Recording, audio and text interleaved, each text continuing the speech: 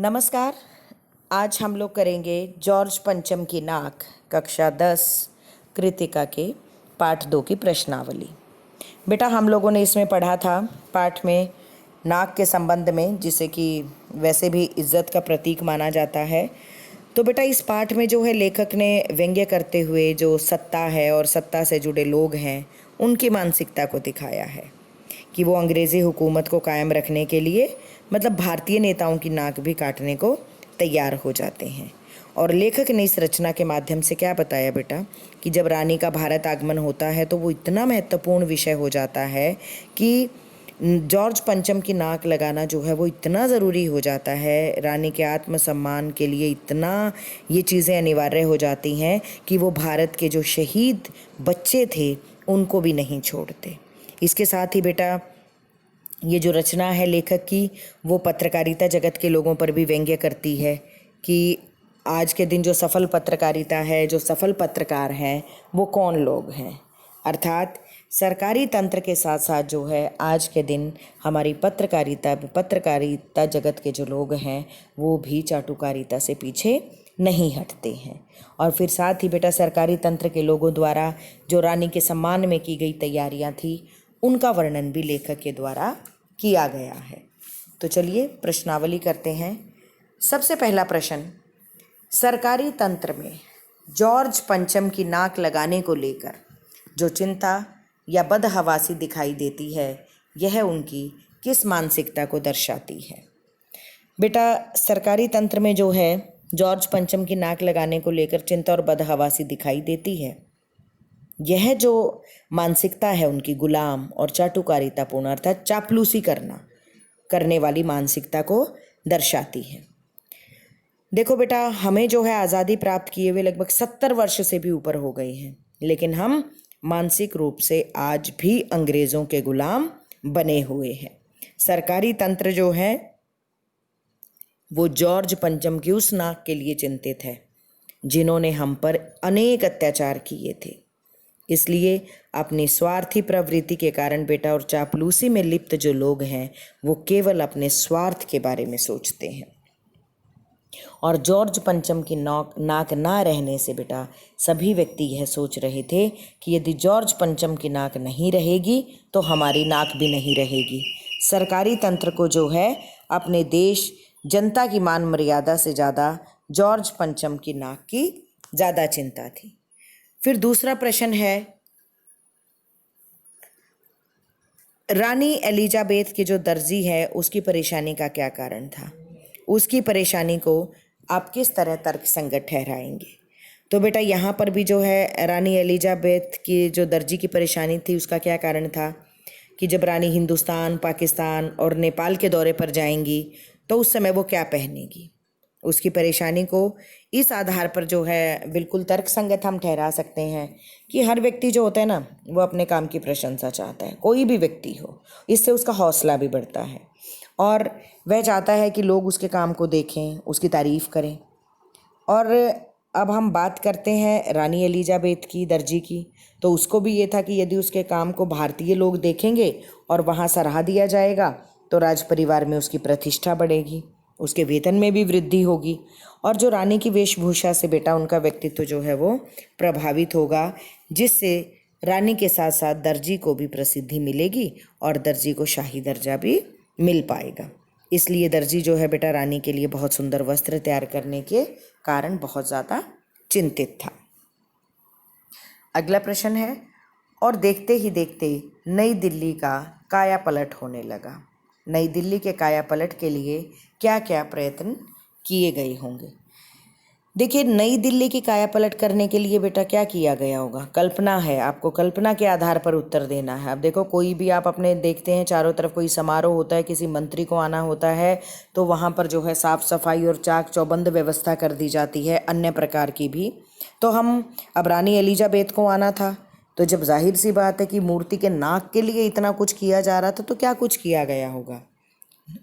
सभी इमारतों की मरम्मत कर दी गई होगी, उन्हें रंग रोगन कर दिया गया होगा, सड़कों को पानी से धोया गया होगा, रोशनी की व्यवस्था कर दी गई होगी, रास्ते पर दोनों देशों के झंडे लगाए होंगे। अक्सर ऐसा होता है बेटा कि जब भी हमारे कोई विदेशी मेहमान होते हैं या हमारे देश से कोई विदेश में जाता है तो उन देशों की परस्पर मैत्री को दिखाने के लिए, दोस्ती को दिखाने के लिए दोनों देशों के झंडे लगाए जाते हैं। तो यही सब यहाँ भी हुआ होगा।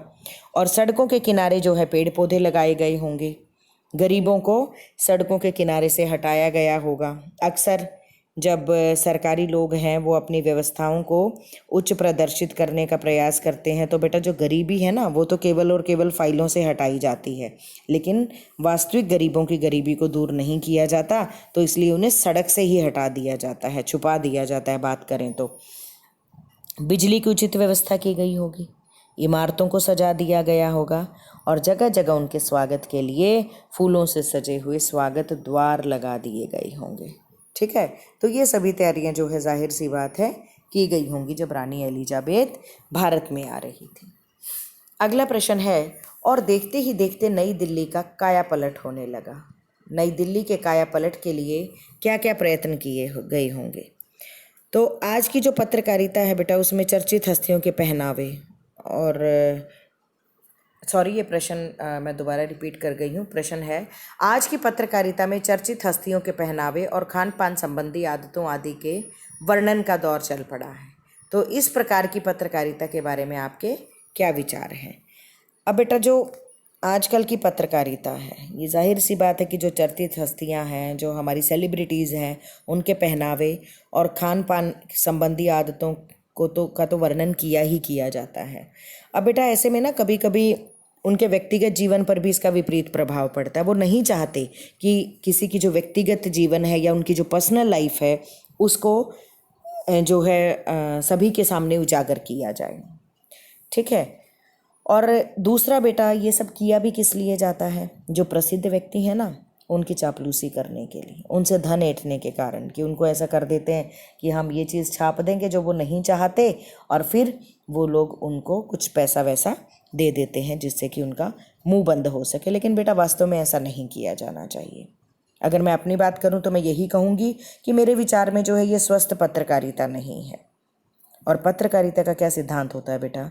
पत्रकारिता का सिद्धांत तो यही है कि सकारात्मक बातों को समाज के सामने लाया जा सके।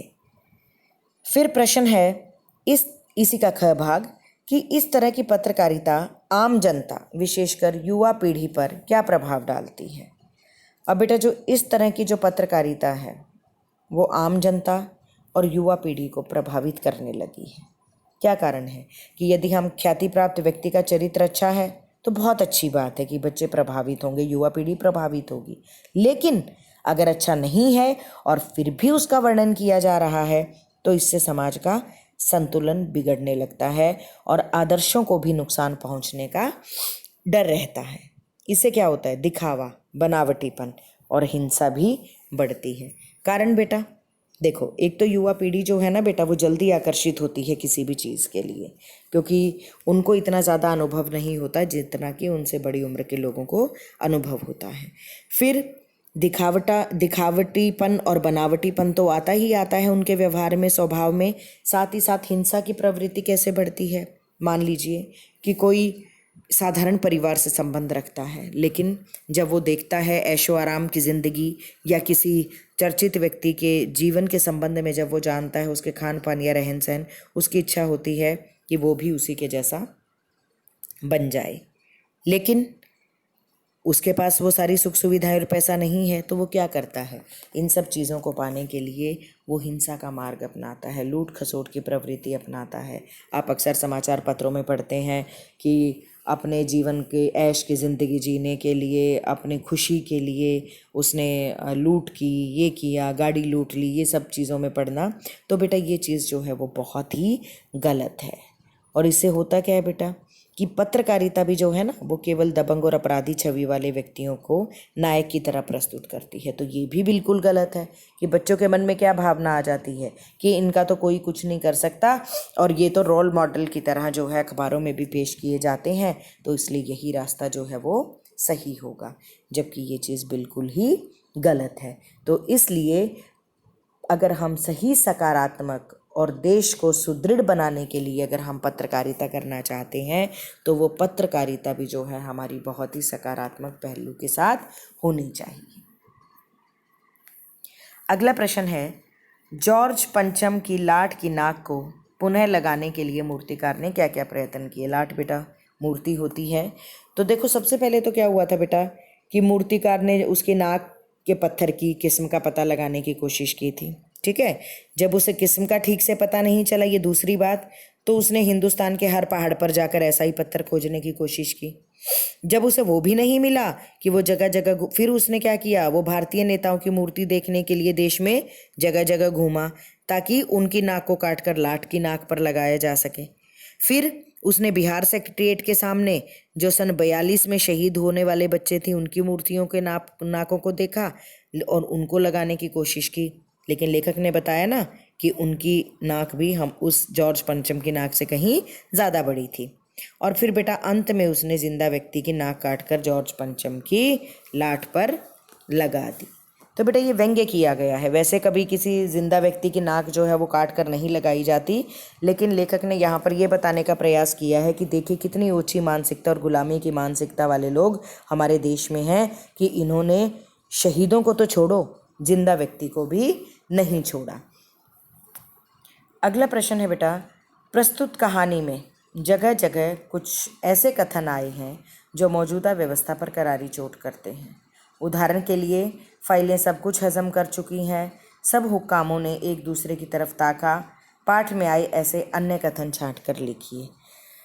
अब देखिए बेटा ये सारे क्या थे, ऐसे कथन हैं जो हमारी व्यवस्था को बताते हैं कि देखिए जो हमारी व्यवस्था है वो कितनी स्वार्थी हो गई है कि उन्हें कोई फ़र्क नहीं पड़ता, एक दूसरे के ऊपर अपने कामों को डालते रहते हैं। तो बहुत सारे ऐसे कथन आए थे, जैसे कि पुरातत्व विभाग की फाइलों के पेट चीरे गए पर कुछ नहीं पता चला गया, लानत है आपकी अकल पर कि विदेशों की सारी चीज़ें हम अपना चुके हैं, दिल दिमाग तौर तरीके और रहन सहन, और जब हिंदुस्तान में बॉल डांस तक मिल जाता है तो पत्थर क्यों नहीं मिल सकता।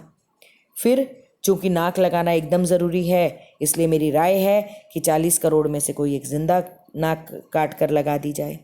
फिर सभापति ने धीरे से कहा, लेकिन बड़ी होशियारी से। फिर नई दिल्ली में सब था, सिर्फ नाक नहीं थी। तो इस प्रकार जो है ये कई कथन ऐसे आए हैं कि जो हमारी इस मौजूदा व्यवस्था पर जो है गहरी चोट करते हैं और इसके संबंध में बताते हैं। अगला प्रश्न है, जॉर्ज पंचम की लाट पर नाक मान सम्मान व प्रतिष्ठा का द्योतक है। यह बात पूरी व्यंग्य रचना में किस तरह उभर कर आई है। अब बेटा जाहिर सी बात है कि नाक को मान सम्मान और प्रतिष्ठा का सूचक तो माना ही जाता है, ये सही बात है।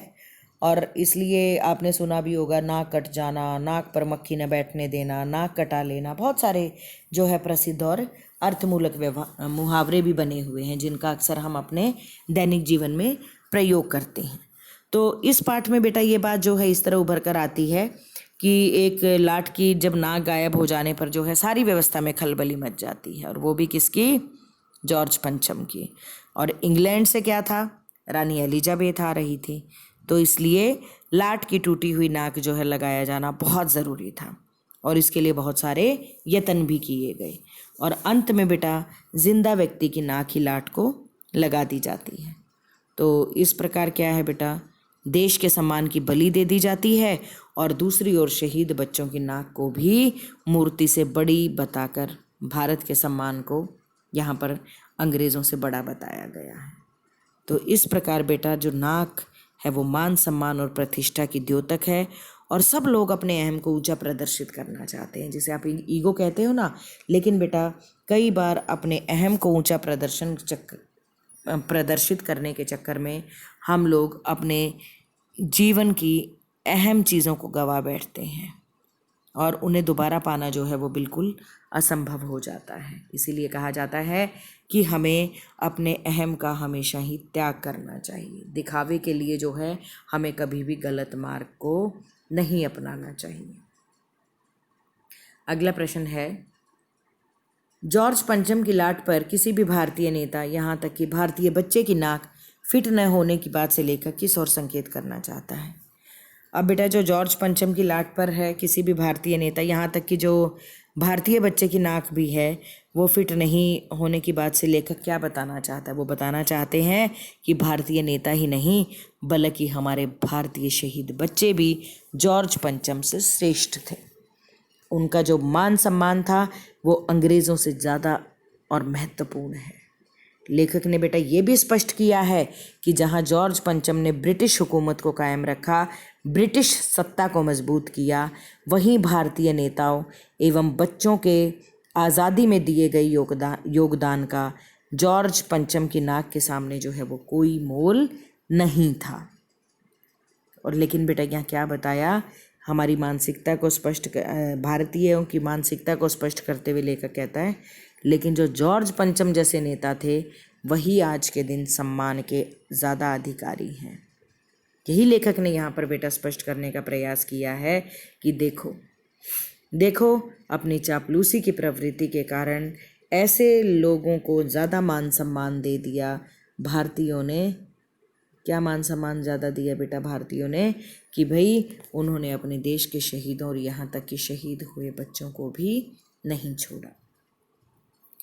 अगला प्रश्न है, अखबारों ने जिंदा नाक लगने की खबर को किस तरह से प्रस्तुत किया? अब बेटा अखबारों ने तो छापा इस खबर को कि जॉर्ज पंचम को जिंदा नाक लगाई गई है, यानी कि ऐसी नाक जो बिल्कुल पत्थर की नहीं लगती। ठीक है, तो इस प्रकार उन्होंने बेटा बिना किसी शोर शराबे से बड़ी सादगी के साथ इस खबर को छापा। अब देखो बेटा यही है ना कि हुकूमत का जोर था, अखबार भी जो है उनसे प्रभावित हुए बिना नहीं रह सके और सभी को सामने स्पष्ट भी कर दिया, सच्चाई को भी सामने नहीं ला पाए। सभी लोग सच जानते थे लेकिन फिर भी उस सच को दबा दिया गया। तो बेटा स्वतंत्रता के बाद भी जो है ब्रिटिश सत्ता की हुकूमत, अंग्रेजी शासन की जो हुकूमत है, इस प्रसंग के माध्यम से भी लेखक ने स्पष्ट किया है कि चाहे वो पत्रकारिता जगत के लोग हों, चाहे वो सरकारी तंत्र के लोग हों या आम जनता, इससे ये प्रतीत होता है कि कोई भी उससे मुक्त अभी तक नहीं हो पाया है। कारण क्या है बेटा? अगर हम आम जनता की बात करें तो हम लोग भी आज के दिन क्या कर रहे हैं? पाश्चात्य संस्कृति को अपना रहे हैं। चाहे आप अपने खान पान को देख लीजिए, चाहे आप अपने रहन सहन को देख लीजिए। जो भारतीय संस्कृति का पहनावा था आज वो नदारद होता जा रहा है, जो भारतीय संस्कृति का खान पान था वो नदारद होता जा रहा है, जो कि बिल्कुल भी सही बात नहीं है। अगला प्रश्न है, नई दिल्ली में सब था सिर्फ नाक नहीं थी। इस कथन के माध्यम से लेखक क्या कहना चाहता है बेटा? देखो, इस कथन के माध्यम से लेखक स्पष्ट करना चाहता है, कहना चाहता है कि रानी एलिजाबेथ के स्वागत के लिए दिल्ली में सभी तरह की तैयारियां हो रही थी। साफ सफाई सजावट के साथ साथ रानी के लिए सुख सुविधाओं की भी व्यवस्था की जा रही थी। इसके बाद भी एक कमी थी, और वो क्या थी? जॉर्ज पंचम की नाक।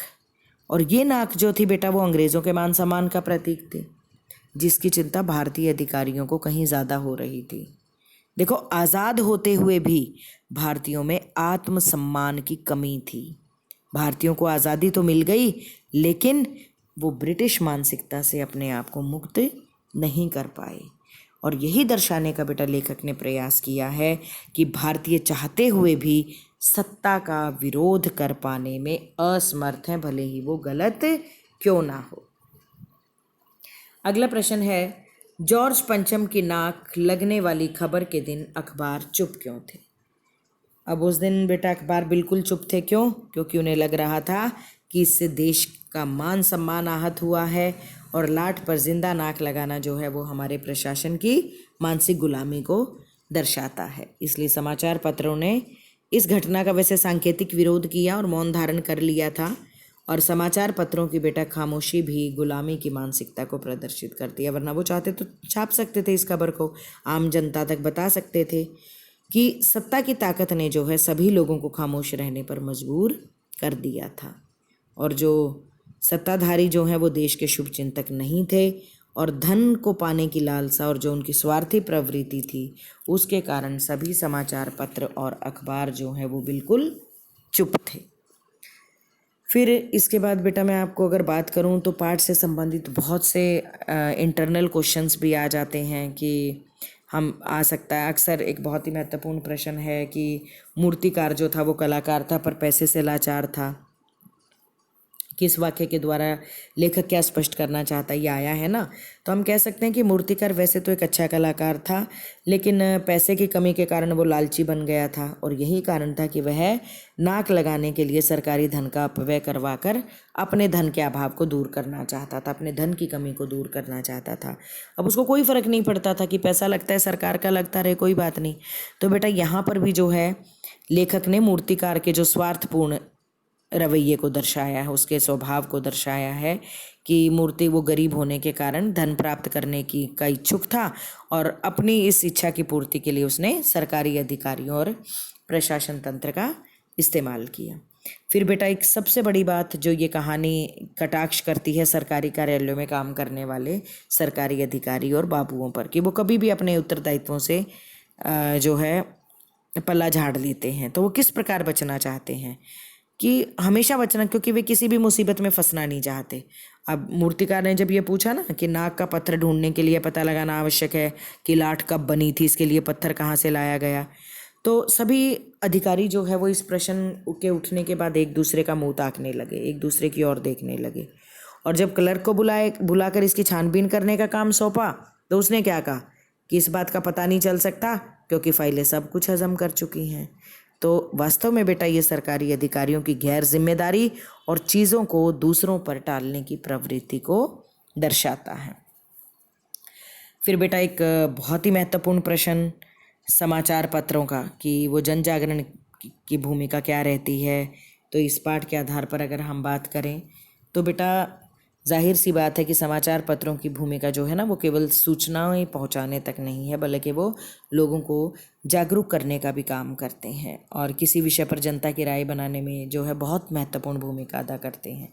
लेकिन यहाँ पर समाचार पत्र जो है जॉर्ज पंचम के भूत की नाक से जुड़ी साधारण जनता तक तो पहुँचाते हैं, और अंत में जो है ये भी बता देते हैं कि जॉर्ज पंचम के बुत पर जिंदा नाक लगा दी गई है, लेकिन फिर भी वो कहीं ना कहीं सरकारी तंत्र से प्रभावित होते हैं और बाकी इसके अलावा कोई समाचार नहीं छापते।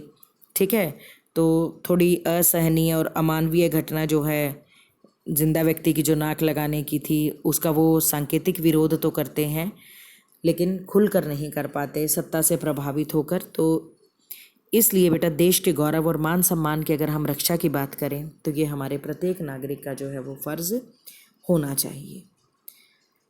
फिर जॉर्ज पंचम की नाक, देखो इसी शब्द पर पूरी कहानी केंद्रित है। तो इसका क्या उद्देश्य है बेटा इस कहानी का? तो देखो बेटा नाक शब्द पर केंद्रित है ये कहानी, और नाक का जो पहले भी आया कि भी मान सम्मान और प्रतिष्ठा का प्रतीक मानते हैं हम। तो ये जो कहानी है उन भारतीय अधिकारियों की मानसिकता पर व्यंग्य करती है। व्यंग्य होता है कटाक्ष करना, कि जो विदेशी शासन के आगे हाथ जोड़े खड़े रहते हैं, कि सरकारी अधिकारी जो है विदेशी शासन के प्रतीक, वही शासन का ही प्रतीक था जॉर्ज पंचम, कि उसके बुत को जिंदा नाक लगाने के लिए भी तैयार हो जाते हैं। और बेटा कहानी यह स्पष्ट करती है कि भारत के महान व्यक्तियों और जो बच्चों का मान सम्मान और बलिदान है विदेशी शासन और शासकों से बहुत ज़्यादा बड़ा और महत्वपूर्ण है, कि कहीं ना कहीं लेखक ने जो है अपनी देशभक्ति को यहाँ पर प्रदर्शित किया है और देशभक्तों के प्रति अपने मान सम्मान को भी प्रदर्शित किया है। फिर बेटा विदेशी माल के प्रति भी लेखक ने कि जो मोह है हमारे देश के लोगों का उसको भी, उस पर भी व्यंग्य किया है कि भारतीय आजकल क्या हो गए हैं, वर्तमान में जो है अपनी संस्कृति, अपने दिल दिमाग, तौर तरीके, रहन सहन आदि सभी को विदेशी तर्ज पर बदल रहे हैं। हर चीज़ जो है विदेशों से मंगाने के आदी होते जा रहे हैं। तो फिर पत्थर जैसी ना चीज़ भी पत्थर तो पत्थर होता है ना, तो उसको भी विदेश से क्यों ना मंगवाई जाए। ये बात यहाँ पर जो कही थी अधिकारियों ने कि और सारी चीज़ें हमने अपना ली हैं, एक पत्थर ही बचा हुआ है। तो बेटा यहाँ पर लेखक ने उन भारतीयों की पराधीन अस्वतंत्र मानसिकता पर व्यंग्य कर रहा है जो पश्चिमी संस्कृति और संसाधनों का अंधा अनुकरण करने पर विश्वास करते हैं। ठीक है, और यही कारण है कि बेटा इस जॉर्ज पंचम की नाक के संदर्भ में विदेशी पत्थर न खोज पाना भी चिंता का विषय बन जाता है। इतना शायद वो अपने देश के बारे में ना सोचें जितना कि वो विदेशी लोगों के बारे में यहाँ पर सोच रहे थे। तो इसलिए यहाँ पर बेटा लेखक ने जो है ये करारा व्यंग्य आज की जो हमारा सरकारी तंत्र है, जो उसके अधिकारी हैं, जो उसके कर्मचारी हैं, उन पर करारा व्यंग्य किया। और साथ ही साथ कहीं ना कहीं आधुनिक जो पत्रकारिता अपना रुख ले रही है, मोड़ रही है अपना रुख, जो है अपनी दिशा से भ्रमित हो रही है, उनको भी समझाने का प्रयास किया और उन पर भी जो है कटाक्ष किया है कि वो लोग भी सत्ता के सामने बोलने में असमर्थ हैं, जबकि ऐसा नहीं होना चाहिए, क्योंकि जो समाचार पत्र हैं उनका काम केवल सूचना देना नहीं है, बल्कि आम लोगों को जागरूक करना भी है। धन्यवाद।